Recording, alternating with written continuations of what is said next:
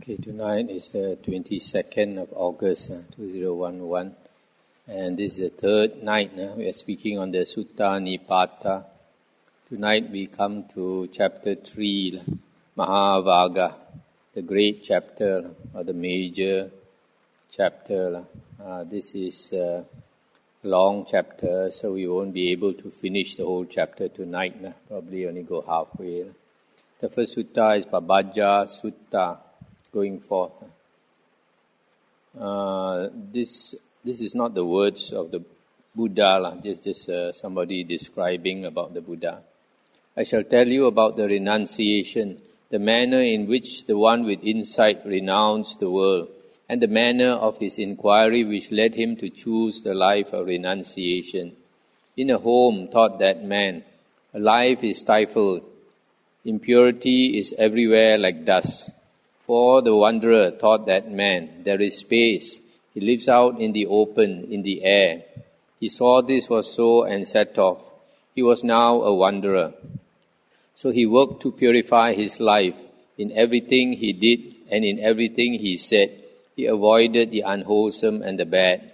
And as he, the Buddha, the one full of noble characteristics, walked about in search of food, he came in time to Rajagaha in Magadha. The king, Bimbisara, stood in his palace and seeing the one possessing the noble characteristics, called out to his followers, "Look carefully, friends. He is handsome, shapely and of beautiful complexion. His gait is pleasing, with his eyes cast at only a little distance. With downcast eyes he is mindful and he does not seem to be from a low family. Send out the palace messengers to find out where he is going." So the king's men were sent out and they followed him inquiring, "Where is the monk going? Where is he planning to stay?" The beggar walked on from house to house, watching the sense doors, well restrained, alert and mindful. Soon his bowl was full. When his begging round was over, he set off for the hills and made his way towards Mount Pandava. The messengers now knew that he would stay there. Seeing that he was going to stay there, some sat down and watched, while another messenger went back to inform the king. "Your Majesty," he said, "the monk has settled down on the east side of Mount Pandava. He is sitting there in his mountain lair, like a lion or a tiger or a bull." Hearing the messenger's words, the warrior king had his special chariot prepared, and then set off with the greatest haste to Mount Pandava. The king went as far as he could go by the chariot, and then got off and walked up the mountain to the monk. He sat down beside him, exchanged greetings and respects, and then spoke thus, "You are only a young man, sir, a lad in the prime of your life. You are handsome and shapely. You appear to be a prince of noble birth, adorning a splendid army, esteemed by a council of nobles. Enjoy wealth which I can bestow upon you. However, can you please tell me what family you are from?" "King," came the answer, "not far from Himavat, the snow land, is a country called Kosala. The people of Kosala are rich and they are strong. They come from the rays of the sun, and the family name is Sakya. That was the people I left when I walked away from the wish and the longing for pleasure. I have seen the miseries of pleasure. I have seen the security involved in renouncing them. So now I will go on into the struggle. This is to my mind delight. This is where my mind finds bliss." So this is not really a sutta. This is just somebody describing what he thought happened during the Buddha's meeting, the king Bimbisara. Sutta, the second sutta is Padana Sutta, striving. This must be the words of the Buddha. "I was living on the bank of the Naranjara river, engaged in deep struggle, practicing meditation with all my strength in the effort to find freedom from bondage. Mara came up to me and started talking to me in words appearing to be full of sympathy. 'You are so thin and pale,' he said. 'Why, you are near to death. I'll bet 1,000 to 1 you are going to die. There's only the slightest chance that you will survive. My dear sir, do live. It's far better to live. You could accumulate merit if you stayed alive. You could lead the religious life, perform the offerings to the fire god. It's a sure way to get lots of merit. What's the point of all this exertion? The path of exertion and struggle is difficult, hard and strenuous, and full of troubles. Uttering these verses, Mara stood right next to the Buddha. Then the Buddha told Mara, who was uttering such words, "Why have you come here, evil one, you friend of negligence? I do not need the least merit you speak of, Mara. You should preach about merits to those who need them. I have confidence and energy and knowledge as well. So have I engaged myself in effort. Why do you inquire about my life? When the wind blows, even rivers and streams are dried up. So why shouldn't it dry up my blood while I am deep in struggle? As the blood dries up, so too will bile and phlegm. The body may be wasting away, but the mind gets more and more settled. More and more do mindfulness, wisdom and concentration get established in me. While living in this manner, experiencing the extremes of sensation, my mind no longer aspires for sensuous delight, for sensuous pleasures. The foremost of your armies is that of desire. The second is called dislike. The third is hunger, thirst. And the fourth is craving. The fifth is the army of lethargy, laziness. And the sixth is fear. The seventh is doubt. And the eighth is obstinacy and restlessness. Then there are also material gain, praise, honor and fame obtained by wrongful means. One may also think highly of oneself and disparage others. These, Mara, are your forces, the attackers of the evil one.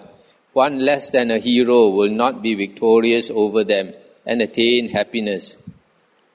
Look, do you see this strand of munja grass I am wearing? I do not care for life. I would rather die in this conflict than be alive but defeated. There are monks and hermits who have drowned in defilements and never see that path which the well-conducted ones tread. I can see the troops all around me with Mara mounted on an elephant, and I go forward into the struggle. Even though the whole world, inclusive of its gods, cannot beat that army of yours, I am going to destroy it with the power of wisdom, like an unfired clay pot with a stone. With disciplined thought and firmly grounded mindfulness, I shall travel from country to country, training numerous disciples. Alert and energetic in the practice of my teaching, contrary to your wish, they will attain that which, having attained, they will not come to grief. And Mara said, I followed the Blessed One for 7 years, and I have watched every step he's made, and not once have I had access to him, who is completely enlightened and mindful. I remember once seeing a crow hovering above a lump of fat on the ground below. Ah, food, it thought.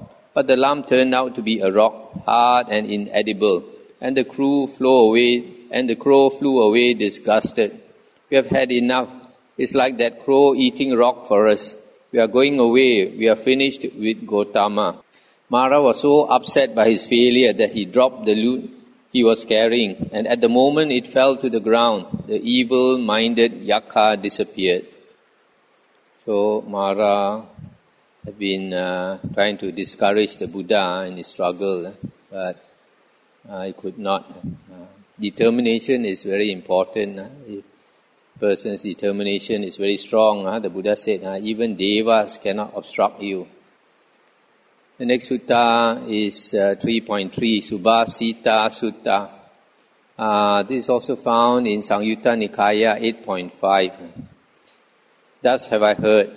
Once when the Buddha was staying in the Jeta Grove near Savatthi, he said to his monks, speech which has 4 characteristics is speech well spoken, blameless and not censured by the wise, namely the speech of a monk who speaks only what is wholesome or well spoken and not what is unwholesome, who speaks only what is Dhamma and not what is non-Dhamma, who speaks only what is pleasant and not what is unpleasant, who speaks only what is true or truthful and not what is untruthful, Speech characterized by these four factors is well spoken, not ill spoken, blameless and not censured by the wise.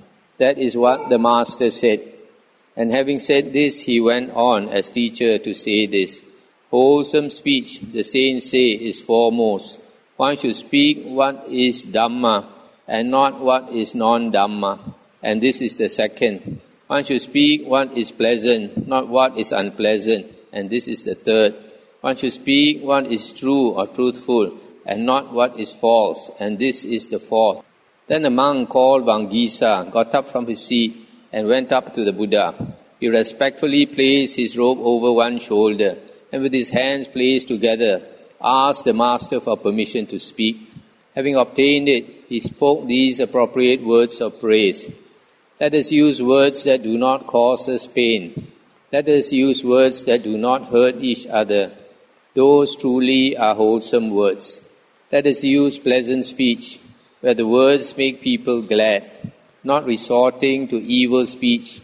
Let us use pleasant speech on others. The words of truth are immortal. This is an eternal nature. As the old saying goes, words of truth cannot die. And good people, they say, are well grounded in truth, the goal, and Dhamma. And the words which the Buddha speaks, words that lead to blowing out, putting an end to suffering, are the worthiest words. This disciple of the Buddha, Venerable Vangisa, is very good at speaking inspired words. When he feels inspired, he can say very nice words. Right at the moment, it comes naturally. So in the Sangyutta Nikaya, there's one whole chapter on him, Vangisa.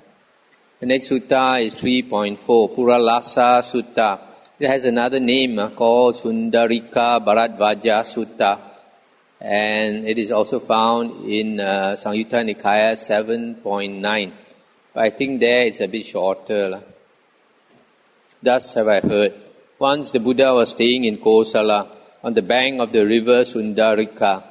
Nearby, a Brahmin called Sundarika Bharadvaja was busy performing sacred rituals and burning offerings on a fire. When the Brahmin had finished his rituals, he got up from his seat and looked around. Who shall I give the remains of my offerings to? He asked. Then not far away he noticed the Buddha sitting under a tree, completely covered by his robe. So with the offerings in one hand and the water jar in the other, the Brahmin walked over to the Buddha. As he heard the Brahmin's footsteps, the Buddha uncovered his head. Why, thought the Brahmin, this man's had his head shaved. He's nothing but a shaveling. And he thought of turning back. But then he thought, some of the Brahmins have also shaved their heads. I had better go and ask him what family he is from. Stop here for a moment. These Brahmins, I don't know whether you have seen this Hare Krishna and all that. Although most of their head is shaved, they have a little hair at the back, like a pigtail like that. So when they saw the Buddha was completely shaven, he knew that he was not a Brahmin. So he went up to the Buddha and said, what caste are you? Or what birth are you? And the Buddha made his answer to the Brahmin. I am not a Brahmin, nor am I a prince or a farmer or anything else. I have come to understand clearly how worldly people are born, or how castes have come about. Now I wander through the world as a wise man, without possessions, with nothing. I wear a double robe, I have shaved off my hair, and I wander without a home, without the need to mix with people in this world, fully calmed. Your question about caste is irrelevant. But sir, said the Brahmin, when Brahmins meet, they always ask one another whether or not they are Brahmins. The Buddha said, if you can say that you are a Brahmin and that I am not, then I must remind you of Savitri's mantra of 3 lines and 24 letters. This one I'm not sure what it's about. Then the Brahmin said, but why have wise men of all kinds, whether religious, military or secular, always made so many offerings to the gods here in this world? And the Buddha said, If the person who receives the offering is at the moment of offering perfect in understanding, fulfilled and accomplished, then I would say the offering will be successful. And he said, this offering will certainly be successful then. For here in front of me is just such a man perfect in understanding. If I hadn't seen you or someone like you, then I would have given the cake to some other person. And the Buddha said, since you are searching for something, Brahmin, come and ask about it. Perhaps you might find here an understanding that is clear, without anger or pain or desire, one that is calm. And the Brahmin said, Oh Gautama, I very much like making offerings and I am anxious to make more, but I do not understand them. Can you teach me and tell me what makes an offering effective? The Buddha said, listen carefully then, Brahmin, and I will teach you about it. Do not ask about caste, but ask about conduct. Look at the flames of a fire. Where do they come from? From a piece of wood. In the same way, a wise man may come from a low caste. Through his firmness and moral restraint, he becomes noble. Stop here for a moment. What the Buddha means is any type of wood also can make a flame. Don't need a top class wood. Any type of wood, whether it's a cheap wood or an expensive wood, it will make the same flame.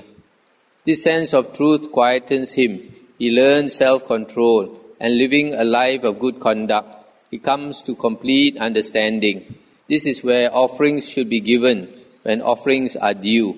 This is where the Brahmin, the man intent on positive action, gives offerings. There are wanderers who have given up homes and let sense pleasures go, who are practiced in restraint and whose movement is as straight as a shuttle. This is where the Brahmin, the man intent on positive action, gives offerings. Those are those who are free from passion and with well-composed faculties, who, like the moon that has got free from the grip of Rahu, this is where the Brahmin, the man intent on positive action, gives offerings. This last part about Rahu. Rahu is a huge asura. So one day he caught the moon god.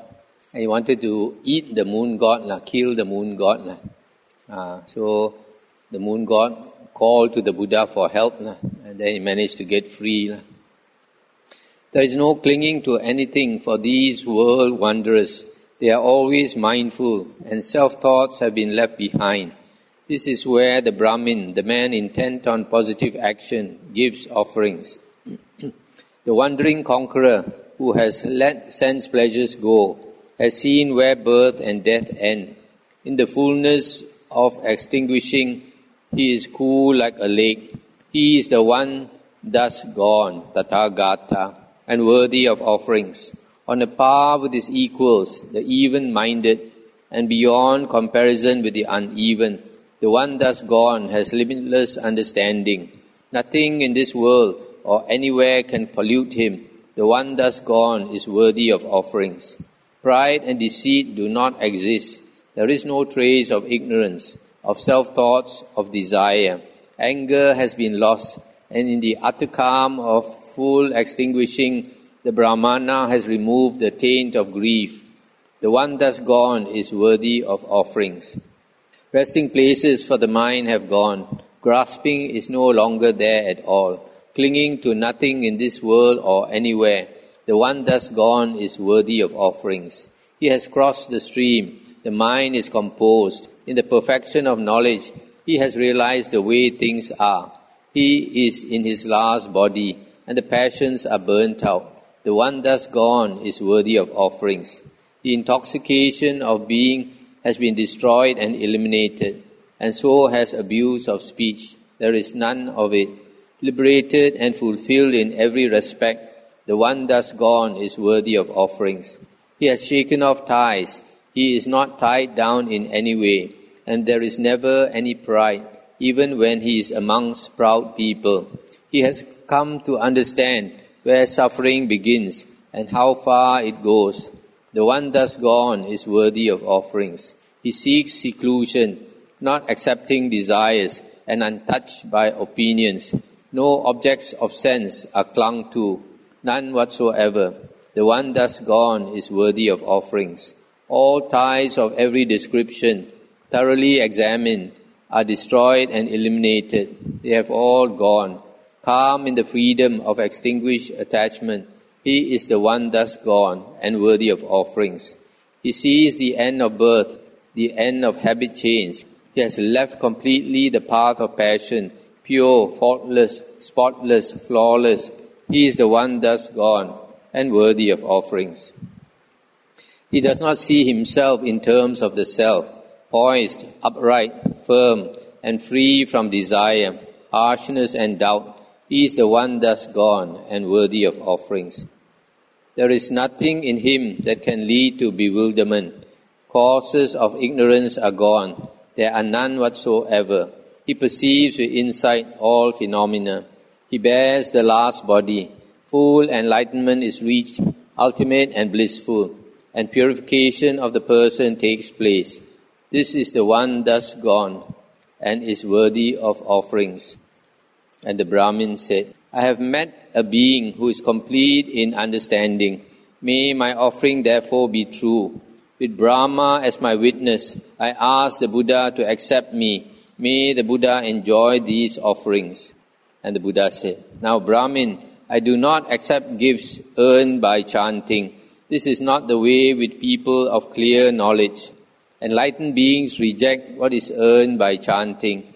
And while truth exists, this will always be the practice of the Buddhas. You may attend upon a great sage who is perfect, who is passion-free, and who has calm anxiety with some other food and drink. That will be a field for the man intent on merit. And the Brahmin said, Very good, my lord, but I should like to know to whom people like me should offer gifts. Tell me in the light of your teaching whom I should look for when I am making sacrifices. And the Buddha said, Where there is no quarrel, where the mind is undisturbed, where there is freedom from lust, where lethargy is done away with, where passions are conquered, where birth and death are understood. Here is a man of wisdom, the Muni or sage. When a person like this is present at an offering, we should welcome him and honor him with food and drink without any trace of a frown. This is how a gift will be effective. And the Buddha said, Buddha, you are worthy of a gift, unsurpassable field of merit, and a recipient of sacrifice. What is given to your reverence is of immense fruit. Then Sundarika Bharadvaja said, It is amazing, Venerable Gotama. It is wonderful, Venerable Gotama. Just as if one might raise what has been overturned, or reveal what has been hidden, or point out the way to him who has gone astray, or hold out a lamp in the dark, so that those who have eyes may see objects. So likewise has the truth been explained by the Venerable Gotama in various ways.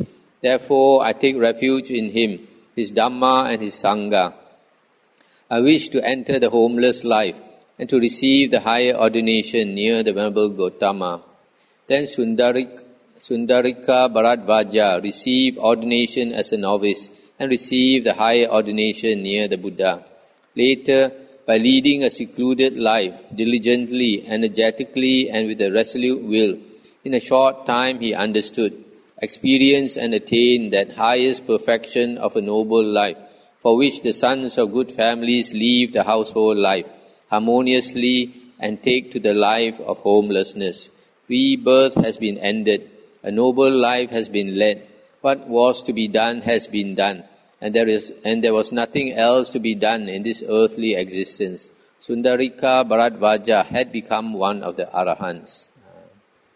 So this man, initially, was only interested in making merit, making sacrifices to heaven and all that, and to the holy men, to get merit. But after he was impressed by the Buddha, decided to become a monk, go forth. When a person goes forth, he's no more interested in merit. 3.5 Magga Sutta. Thus have I heard. Once the Buddha was staying on Mount Vulture's Peak near Rajagaha. One day a young man, a Brahmin called Magga, came to see the master. They greeted each other in the usual way, and the young man sat down by the side of the Buddha. "Gautama, sir," he said, "I am a lay sponsor. I make donations, give financial support, presents, gifts, and such like. I am an approachable person and quite open to requests. The wealth I give away I have made quite lawfully, and I distribute these lawful profits to 1 or 2 people, or sometimes to 20 or 30 people, or sometimes to 100 or more. What I would like to know, sir, is whether it's worthwhile making all these gifts and offerings. Could you tell me if they produce merit for me?" And the Buddha said, "Young man, all these gifts and offerings you make are certainly worthwhile, and they do produce great merit. It is the same for any man who makes donations and gives support, who stays approachable and open to requests, and who shares his lawful profits amongst 1 or 2, or 20 or 30, or 100 people or more. All these gifts will bring great merit to him." Then the young Brahmin asked another question, and this time he spoke in verse. "Gautama, sir," he said, "you are a yellow-robed wanderer, a man without a home. You are a man who knows meaningful speech. Could you please answer this question for me? If a layman who is a charitable person, one from whom a gift may be expected, makes an offering, desiring merit by giving food and drink to others, then offering to whom will his offering be pure?"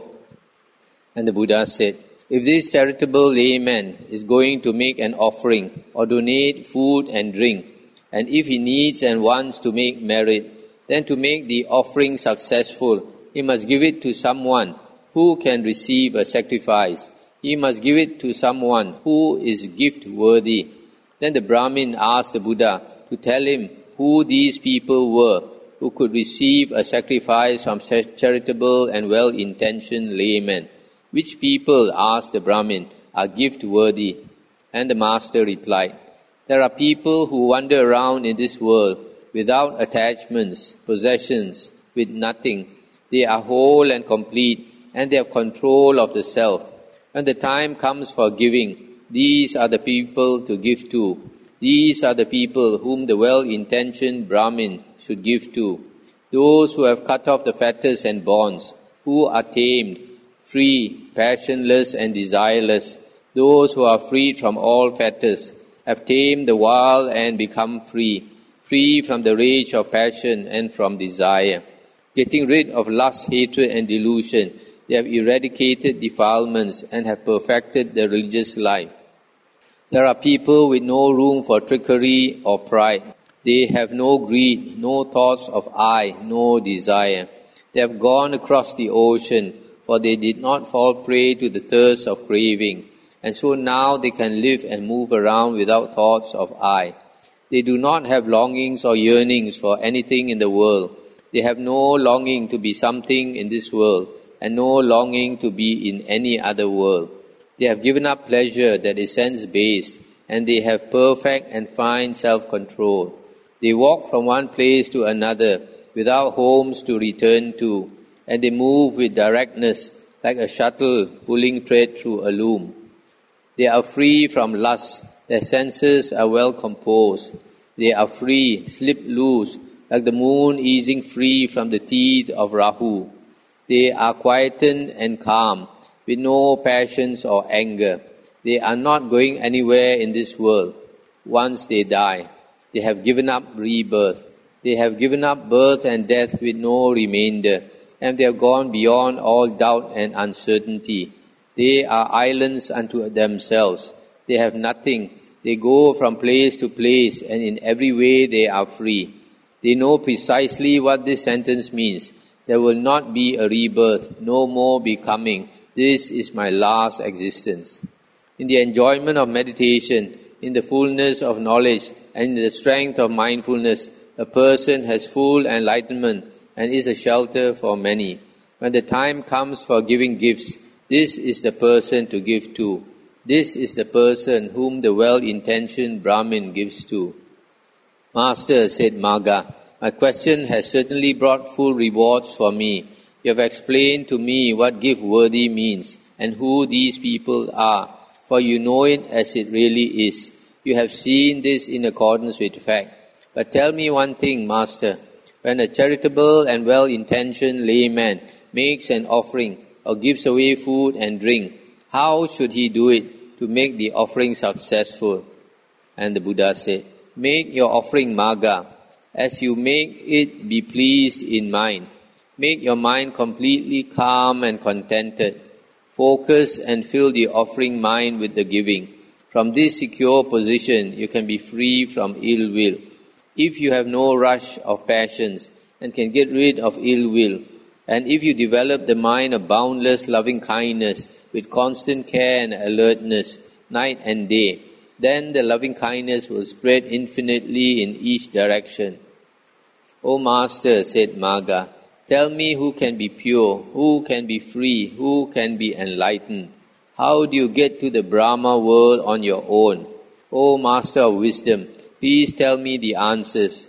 O Master, you yourself can witness that today I have seen Brahma, for you are the same as Brahma to us.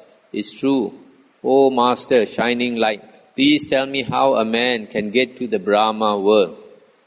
And the Buddha said, Magga, I will say this to you. When the third or the three qualities of perfect giving is completed by giving to a gift-worthy person, then Magga, the completed act of giving itself, takes the giver, the man whose practice is giving, into the world of Brahma. Then Magga, the young Brahmin, spoke in praise of the Master. It is amazing, Venerable Gotama. It is wonderful, Venerable Gotama. Just as if one might raise what has been overturned, or reveal what has been hidden, or point out the way to him who has gone astray, or hold out a lamp in the dark, so that those who have eyes may see objects. So likewise has the truth been explained by Venerable Gotama in various ways. Therefore I take refuge in him, his Dhamma and his Sangha. May the Venerable Gotama accept me as a lay follower, who henceforth has taken refuge in him for the rest of his life. So he was pleased with the Buddha's explanation how to make offering that will give a lot of merit.